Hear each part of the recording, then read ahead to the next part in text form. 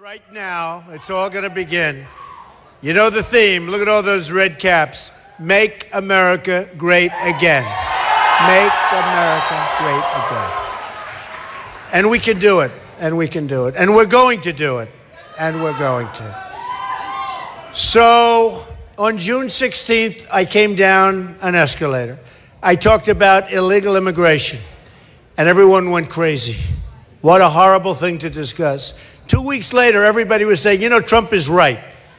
And you had the killing of Kate in San Francisco. You had so many things happen. Jamil, great Jamil in Los Angeles, a phenomenal female, a wonderful woman, a vet, 65 years old, who was killed by an illegal immigrant, raped, sodomized, killed. We have problems, folks, and we have to solve our problems. And some people say, you're very divisive. You're very divisive. What's divisive? They want me to be politically correct. They don't want me to talk about the problems. They don't want me to talk about, and I do talk about them. And a lot of people are now coming up to me and saying, you're right, you're so right. I brought up a problem, radical Islamic terrorism. I brought it up. People went crazy. How could you say, we have a problem. This is a worldwide problem. And when I brought it up, people said, it's not politically correct, don't do it. Advisors, people right back there, they said, don't do it. But you know what? People respect that I did it. And friends of mine who are Muslim called me up and they said, Donald, thank you. It's a problem. It's got to be discussed. We have a president that won't discuss the subject. He won't talk about it. And you're not going to solve the problem if you don't want to admit what the problem is.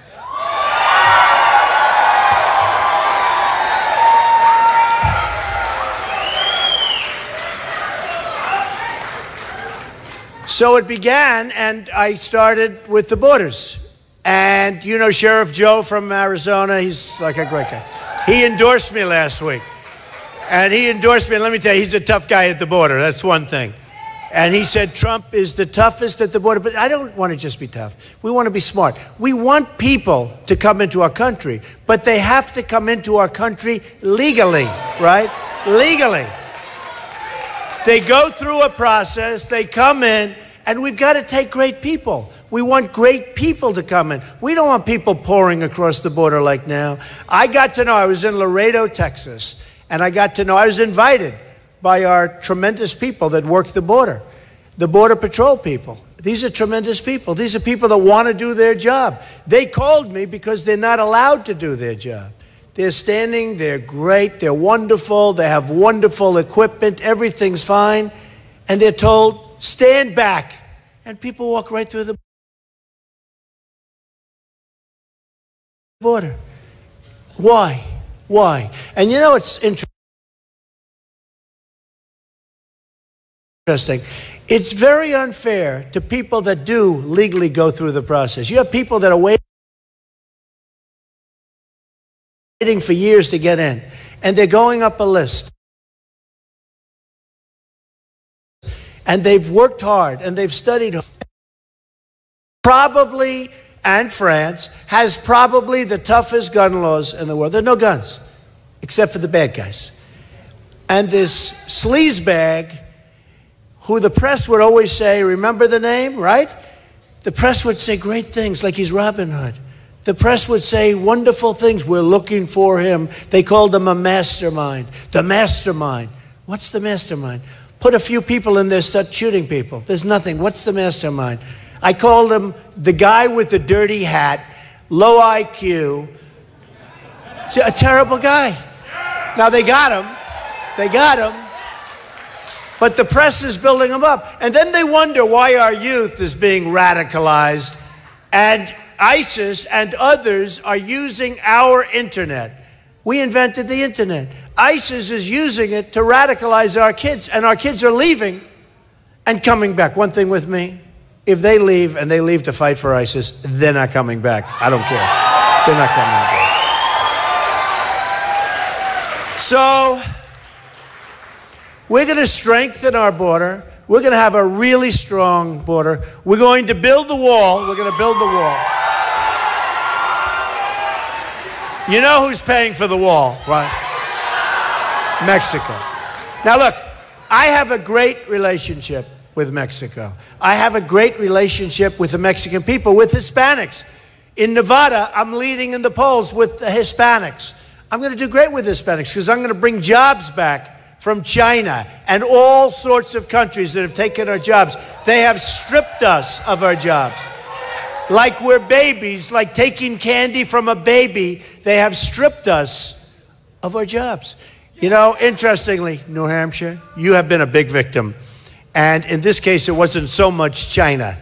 You look at NAFTA, you look at some of the things that happened to here. I look at these factories that are empty. I look at plants that are now senior citizen housing. And that's wonderful, senior citizen housing, but somebody has to have the job. You need the jobs back.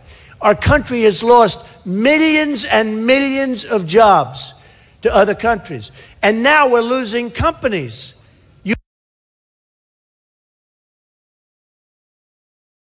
You look at corporate inversions. You look at what's happening.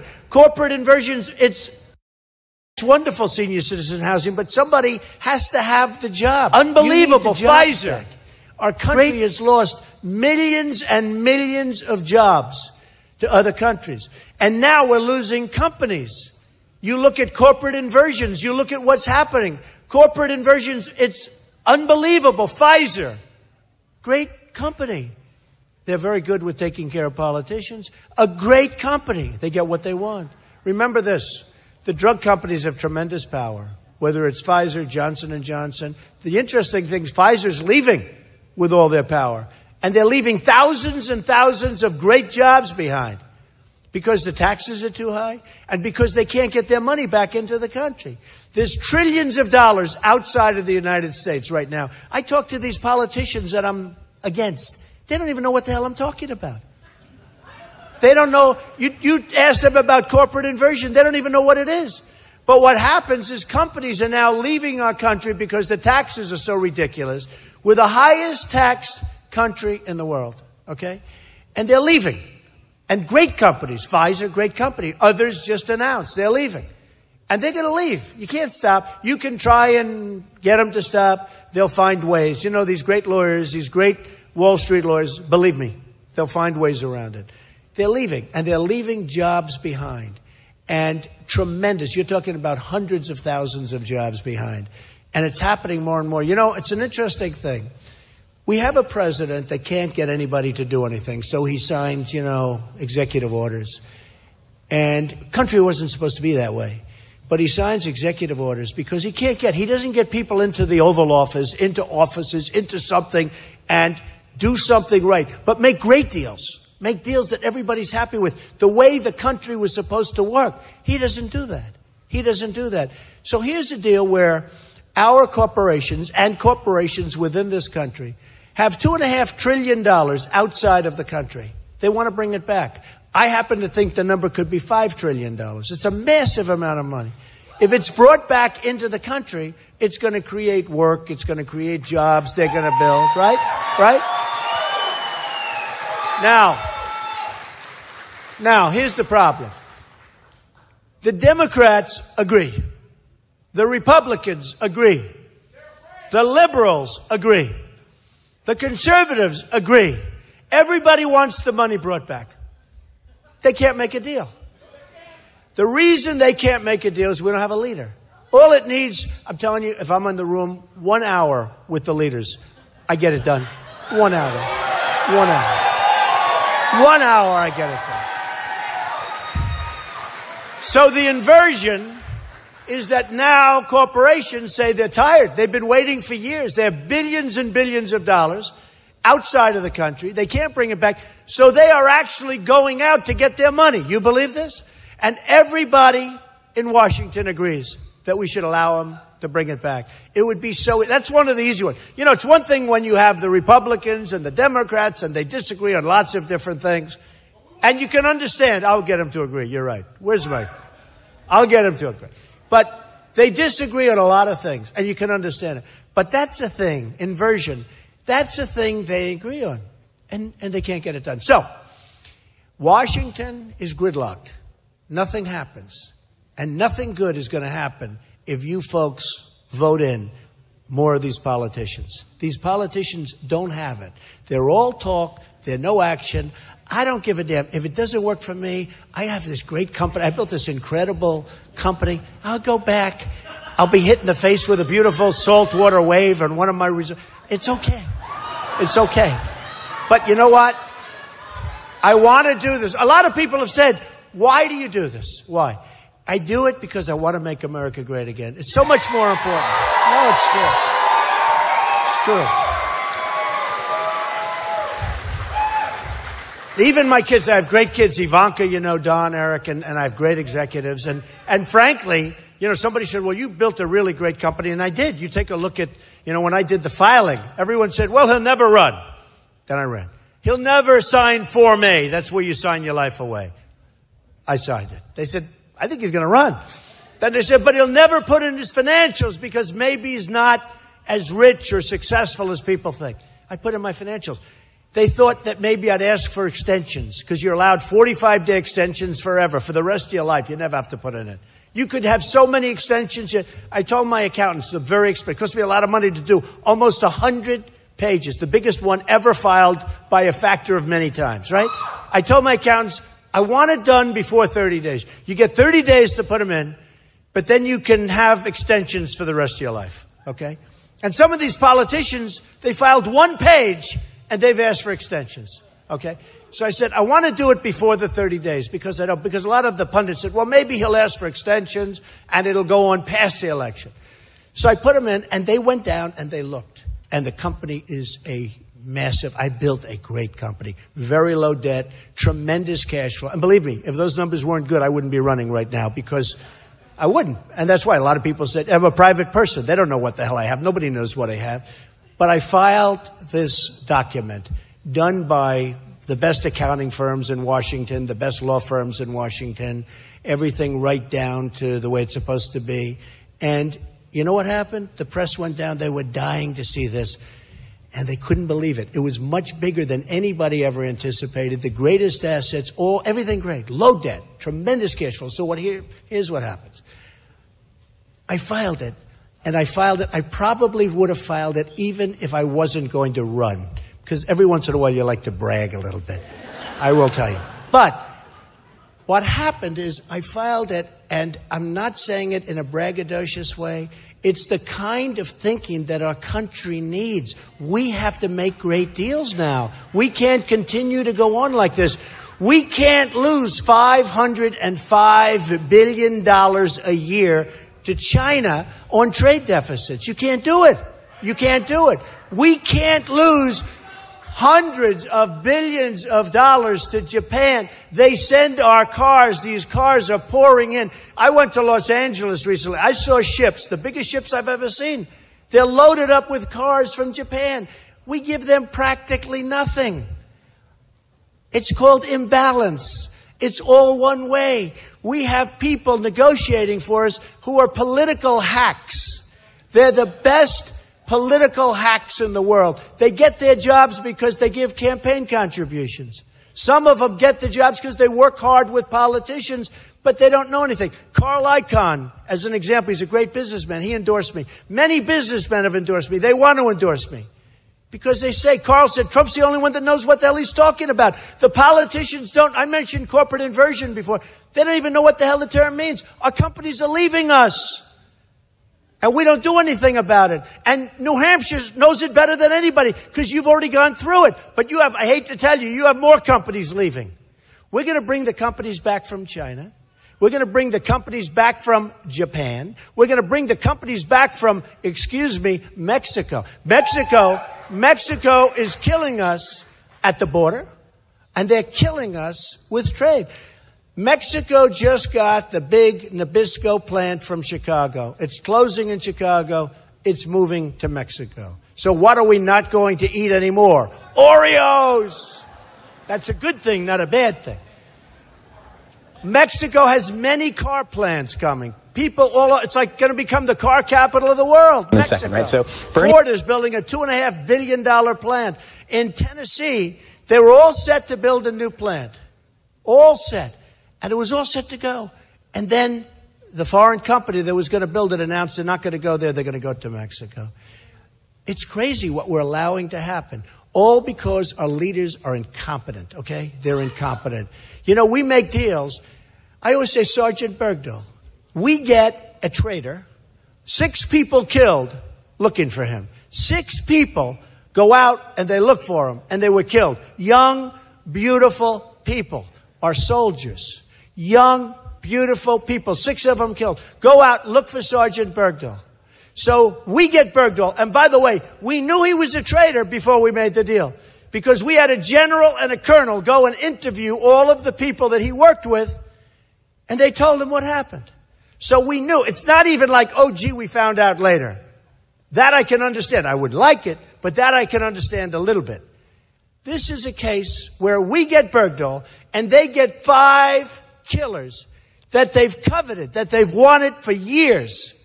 And they're taking 5, and they're right now back on the battlefield looking to kill everybody, including us, okay? This is what we get. This is the way we make deals. And it can't go on. Can't go on. It can't go on. I think I'm going to do great in New Hampshire. I hope I'm going to do great. I love the people of New Hampshire, but it can't go on. You too. Thank you.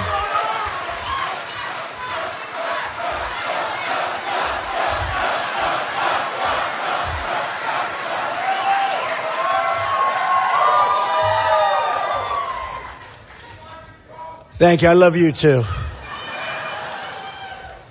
So, we have so many things happening, and we don't have the right people. The migration. I looked at the migration. It's so sad to see. And it is. I have a heart. You know, people don't realize that. I am much warmer than other people, and much warmer. I want to help people. I really do. I want to help people. I want to get rid of Obamacare, get you something great. I want to, and you know what? Yeah. But you know what? We have some people that won't be able to live. I mean, they're not going to, we have to help people. Don't we have to help? We're Republicans. Somebody said, Donald Trump proposed helping people that have the, I mean, what are we going to do? Let them die on the street? We can't do it. And Republicans understand that. But we're going to have great plans. They're going to be less expensive. They're going to be much more, I mean, Obamacare is out of control. And how about your deductibles? You have to be dead before you can use them. No, they're so high that unless you have a 14-year slow disease, you're not going to be able to use it. A man told me today from New Hampshire, just today, he said he gave it up. He couldn't do it. He couldn't afford it. He's got no coverage whatsoever. He's always had coverage. A lot of people had coverage that they were very happy with. They've given it up, and now they have lousy coverage. All the lies, 28 times about the doctor, right? 28 times. I actually said, why didn't we sue for fraud? Because it was fraud. And by the way, a lot of the Democrats, had they known this, they wouldn't have approved it. It just made it. But they were lied to also. It would have never been approved. But you're going to keep your doctor. All the things that he said were total lies. And if he didn't say that, because they were good phrases. They were false, but they were good phrases. If he didn't say that, they would have never gotten it passed. And believe me, Obamacare is a big, people sort of forgotten, but I find it to be almost tougher. Sometimes the biggest applause I get when I say I'm going to terminate, and we're going to terminate. We're going to terminate and replace it with something great, less expensive and much better. And people really want that. A lot of people forget about the $5 billion website. $5 billion for a website. See, it's all crooked politics. So listen to this. So Medicare. We're going to keep your Social Security. We're going to bring our jobs back. We're going to make our country rich again. And we're going to keep you. You've been paying into your Social Security for years. And now they say we want to cut it. We want to raise the age. We want to do all sorts of things. We're going to bring our jobs back. They've stripped our country of wealth. You know, we had a quarter, last quarter, where we had essentially no growth. So we have more people. We have more trouble. We have far more unemployment, although it isn't reported that way.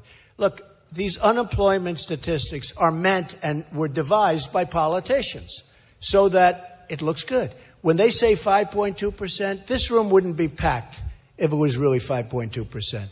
I go to Dallas. We have 21,000 people. I go to Mobile, Alabama. We have 35,000 people. By the way, we get, and I say we, check out the cover of Time magazine last week, the most incredible story. It's about us. It's about all of us, not me. It's about us. I'm like the messenger. I feel like the messenger. That's what I am, is a messenger. But I'm going to be a good, you're going to love your messenger. You're going to love your president. You're going to be so proud of your country again. You're going to be proud. You're going to be proud. No, you'll be proud of your country again. You know, we're going to take back our country. We have to. We can't allow it to go on this way. But I go to Mobile, Alabama, 35,000 people. They're incredible people. They're like you. It's not different. I mean, you're from New Hampshire. They're from Mobile. They love the country. You love the country. We all love the country. We're all doing it for the same reason. We're losing our country, and it'll never be the same. And if we have a Hillary, assuming she makes it past her scandal, which is really a big question. No. Look, you have a situation where General Petraeus and many other people, for doing 5% of what Hillary Clinton did, have been destroyed. And I think I helped him because I've been really pounding. On top of everything else, they wanted to take away his rank. They wanted to reduce his rank. And I said, leave General Petraeus alone. It's enough. It's enough. These tough guys in Washington, you know, they're real tough guys. They can't beat ISIS. They can't beat anybody. Afghanistan is going to hell. The Middle East is going down. I've been saying bomb the oil for years, and they haven't done it. They just started after Paris, and they're doing a very gentle bombing because they don't want to pollute the atmosphere. And I'll tell you what, that's true. They don't want to bomb the oil because they don't want to pollute the atmosphere. And yet Obama will take Air Force One, an old Boeing 747 with the old engines, and spew crap into the atmosphere as he goes to Hawaii and stays for almost 3 weeks playing golf, and then comes back in the same plane, and then he'll have a news conference on global warming and talking about the carbon footprint. Give me a break. Give me a break. You know, I told somebody today, I love golf, and I have some of the greatest golf courses in the world. I own Doral. I own some of the great, one of Turnberry in Scotland, where they have the British Open. Some of the greatest British Opens in the history of golf. I mean, some of the great, Jack Nicklaus against Tom Watson. They say the duel in the sun, right, folks? The duel in the sun, the greatest tournament ever played was at Turnberry. The duel in the sun, Jack Nicklaus, Tom Watson. So I have the greatest stuff. But you know what? And I love golf. But if I were in the White House, I don't think I'd ever see Turnberry again. I don't think I'd ever see Doral again. I own Doral in Miami. I don't think I'd ever see many of the places that I have. I don't ever think I'd see anything. I just want to stay in the White House and work my ass off, make great deals, right? Who's going to leave? Who's going to leave? You know, I'm getting to Pennsylvania Avenue, though, one way or the other. You know that.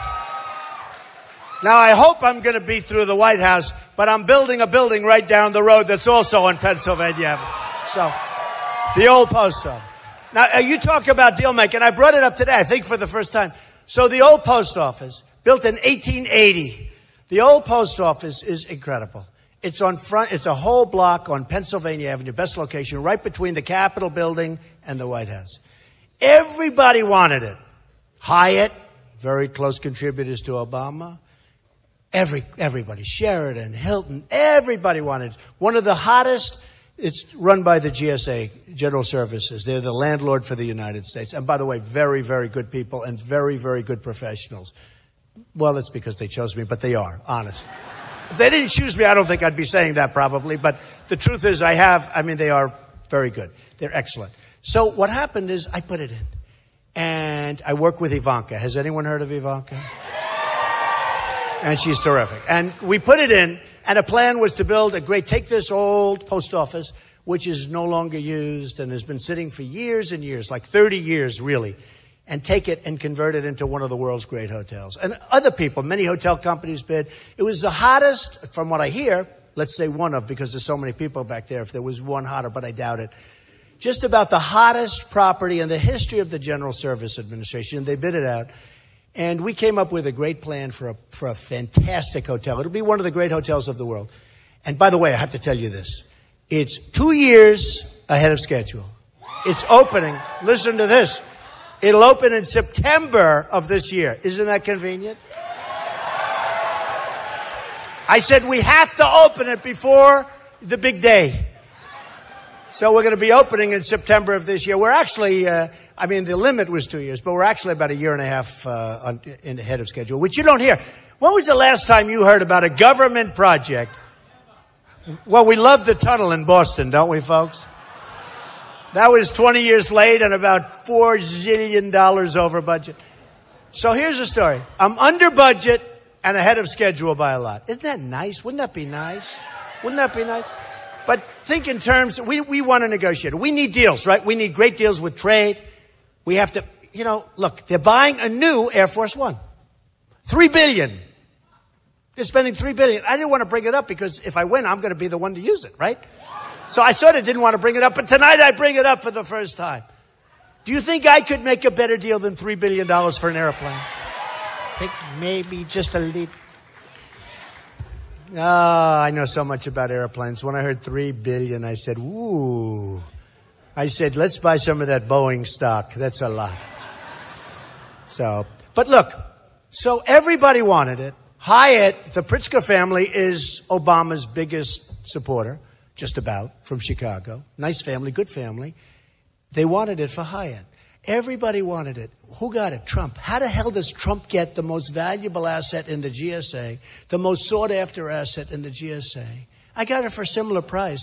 I didn't pay. It's not a question of pay. I got it for a similar price. We got the greatest asset in the GSA, most coveted asset. I got it. How the hell do I get it in the Obama administration? It's called negotiation. I wouldn't make a deal like $150 billion to Iran and we get nothing.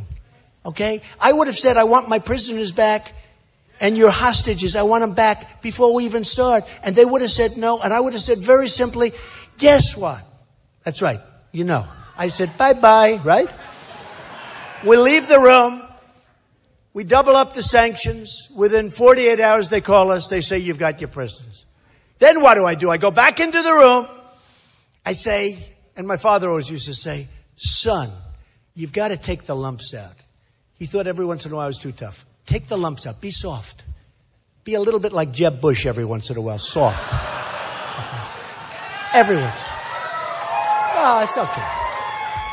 He said, son, take the lumps out. So I wouldn't say, I want to get the prisoners back. Now they land. Now we call them. Okay, we're ready to negotiate now. Thank you for releasing our prisoners. Okay? Again, 100% they give them back. Because you have to ratchet it up. Now we go back. I don't want to give them $150 billion. The biggest problem I have with, if I win, is that they have this $150 billion. That they're giving to everybody but us, by the way. They're buying planes from Airbus, 118 airplanes from Airbus. They're buying missiles from Russia. They're in Italy buying. They're buying from everybody but us, right? So my father would say, take the lumps out. So I go, and I'd say the following.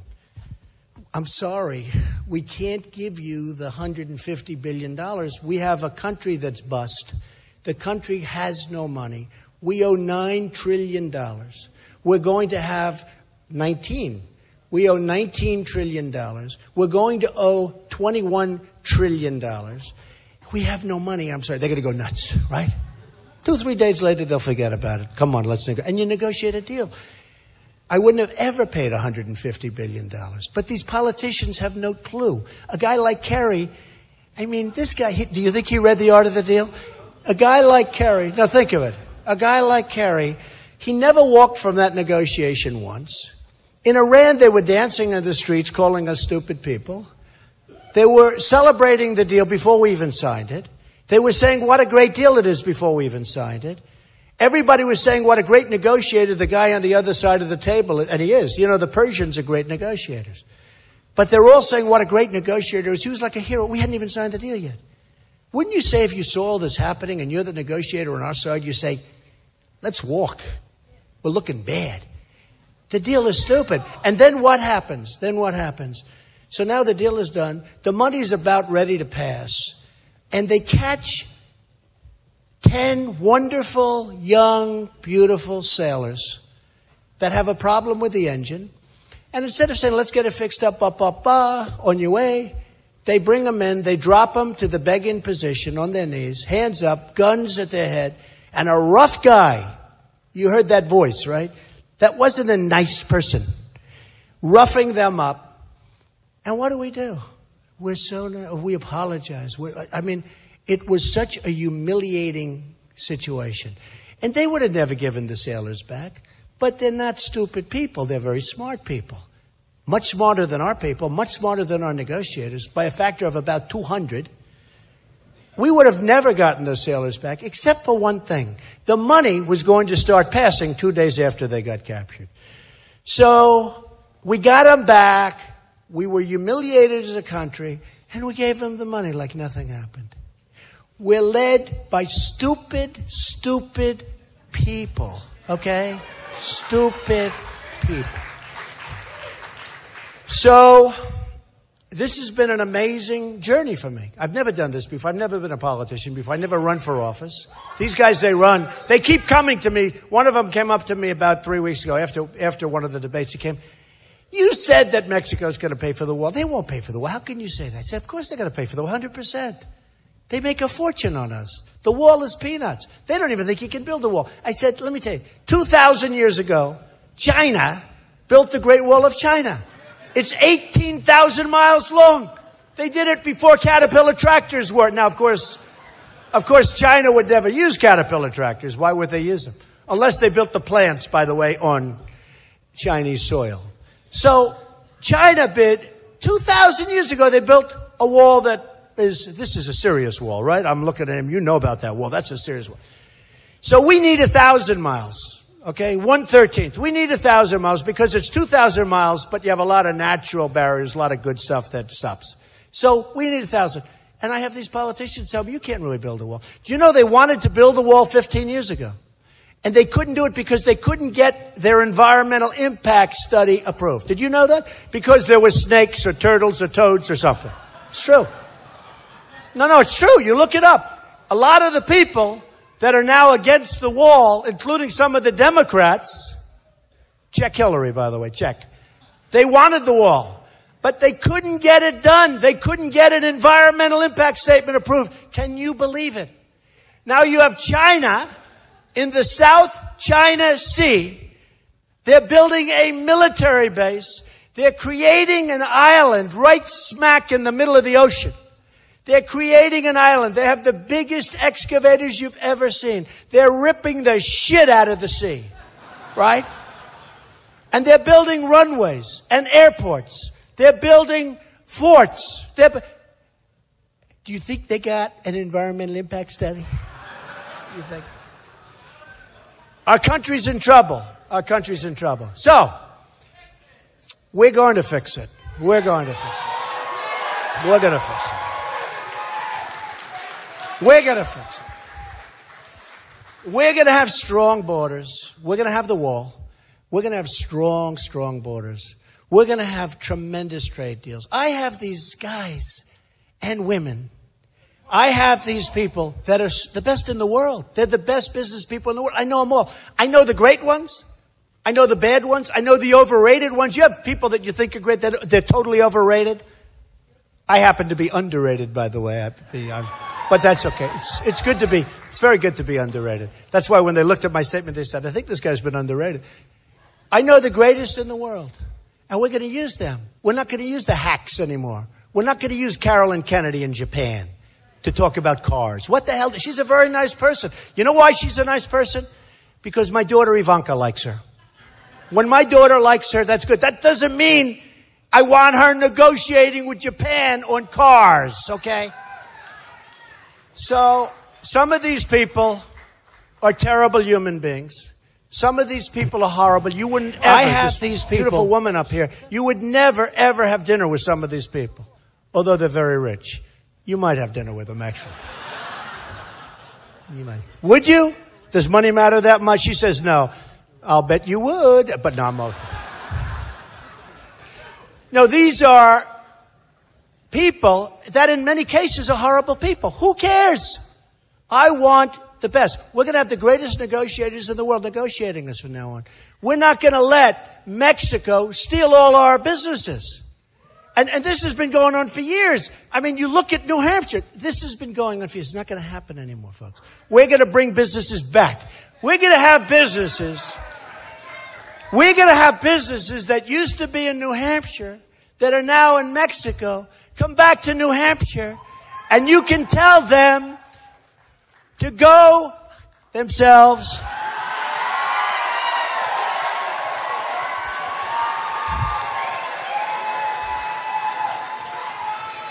Because they let you down and they left. We want the businesses that stayed. I know a lot of businesses up here, and I've toured a lot of businesses up here. These are great people. They could have left, and they want to stay. They want to stay. They're fighting to stay. It's hard. We're the highest taxed nation in the entire world. It's hard for them to stay, and they stay. Those are the ones we have to cherish and love. These are the people that are great. But you're going to have people come back now. My tax proposal cuts the hell out of taxes for the middle class, for business. We go from the highest tax nation in the world to a nation that's got pretty low on the taxes, okay? Pretty low on the list. But the middle class has been abandoned by our country. They built the country. The middle class has been abandoned. The vets have been abandoned. The vets are going to be taken care of the way they should be. Where's Al? Where's Al? Where's Al? My Al. There's my Al. Al is, I call him the ultimate vet, and Al loves me, right? You better love me, right? Wouldn't it be terrible if he said, no, Mr. Trump, I don't love you? Al, put your hand up. Go ahead, say it again, Al. Say it in the mic. You have a mic for a reason, Al. This mic on. All right. I just know what you're going to do for vets. That's why you got my 150% support. I know it. I know it. I got to tell you, this man is always there, and he goes to others also, and he goes to other people that are running, and he said he gave up. He would go to everything. All he cares about is that the vets are taken care of. I love this guy. Special guy. We're going to take care of our vets. Do you know the vets sometimes wait 5 days, 6 days in a waiting room for a simple prescription or a simple something, a procedure? And sometimes they die. They die waiting. There's stories. Thousands and thousands. You wouldn't believe it's possible. Thousands and thousands of vets die waiting to see a doctor. It's not going to happen. It's right. It's not going to happen anymore, folks. We're going to take care of our vets. We're not even talking about money. The fact is that if you look at the money that we squander and steal, take a look at Arizona, what's going on with the VA in Arizona. It's a disgrace. The money that's stolen, the corruption is unbelievable. It's all over the country. Our vets are going to be taken care of. Our military is going to be rebuilt.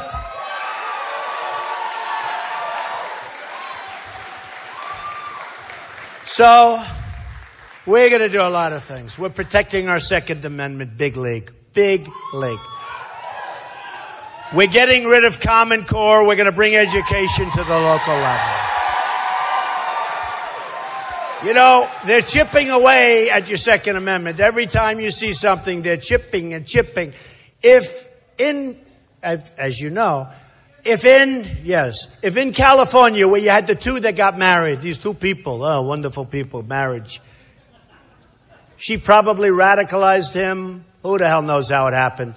Maybe he radicalized her. I doubt it. But they go out.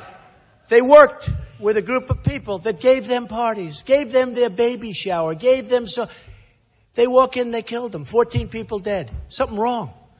Then you have in Paris, and a lot of things happened in Paris. A lot of things changed. And people liked me more after Paris, which is terrible in a way, but people liked me more after Paris because they want somebody that understands what the hell is going on. And I get it. In Paris, they have 130 people killed, dead. If we had some people, and by the way, many people lying in a hospital, so gravely wounded, they're going to be many more deaths. They walk in, boom, boom, boom, boom, 130 people, horribly hurt people, lives destroyed people, if they don't die. If there were guns on the other side, if there was some of like you, that guy right over there, the tall guy with the red hat, if we had some people on the other side that were being shot at with guns wrapped around their ankle or their waist, where the bullets could go in the other direction, you wouldn't have had the carnage that you had. They had nothing. Remember what I said at the beginning. No. Remember what I said at the beginning. The toughest gun laws in the world, Paris and France. The toughest in the world. Same thing in California. If you had people that had a couple of guns over there, so we're going to protect our Second Amendment. We're going to protect it. We're not going to let people chip away. We're not letting. Just in finishing up, education is so important. So I told you, we're going to get rid of Common Core, right? Common Core is Washington, Department of Education. So we're ranked as a country number 30 in the world. We're ranked as a country, cost per pupil, number 1 in the world. So we pay the most in the entire world for education by a factor that's so high that the second place contender, and by the way, it's Norway, Sweden, Denmark, China, and on and on. And then as you start getting up, we end up with third world countries that come before us. Pretty sad, right? We're 30. We have third world countries that have better educational systems than the United States of America. Now think of this. So we're number 1 in cost per pupil, and we're number 30. We're at the bottom of the pack. Wouldn't it be nice, okay? And I relate it to something else, like Jeb Bush. He spent $100 million. And he's nowhere. He's like at the bottom of the pack. And the only reason I even bring him up is he does so many commercials of me. They're so negative. They're so I didn't even know I was that bad a person. Honest. No, they're so negative. But they can't be that negative because every time they go in, my poll numbers go up. It's crazy. But think of it. For this campaign, I have spent less money than anybody else, and I'm number 1 in every poll nationally, right? And by the way, I'm number 1 in New Hampshire. Will you please keep me there? This is ridiculous. It's ridiculous. Keep me there. Oh, you'll be so happy. If you do, you'll be so proud of that decision. Believe me. Believe me, you're going to be so proud. So, I spent the least, and I have the best result. Wouldn't it be great if the United States could do that, not only with education, with other things? We spend the least and we have the best. We spend the least and we have... Wouldn't that be fantastic? Wouldn't that be great? So, we're going to start winning again. We're going to win on trade with these other countries that are ripping us off. We're going to win on health care. We're going to win with the military. We're going to knock the shit out of ISIS. Going to knock the shit out of it.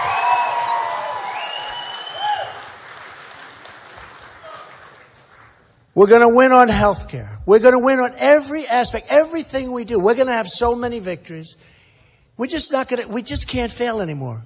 We don't have the option to fail anymore. We have a country that's a debtor nation, and we don't have the option. So I just want to tell you, this is an important evening. This is a great group. I've done 5 of these today in different forms. Do you think this is fun? Do you think this is fun? I've had more meetings today. I've had great meetings, though. I met with your police department in Manchester. I mean, what we're doing, you like them, right? I met with police. By the way, the police, they do such a great job. You talk about, and we have to honor our police. Okay. So, it's very important. February 9th, you got to get out and vote. Don't think we're going to win. Don't think we're going to win. Just go out. You got to get out and vote. No matter where you are, no matter how you feel, I don't give a damn. You got to go out. You got to get out of bed. You got to vote. We've got to create a mandate. We have to create victory. And I'm telling you, I give you my word, we will make this country, this great, great country, we will make it better and stronger and smarter than ever, ever, ever before. Thank you. I love you. Thank you. You didn't frankly have the balls to put country before party.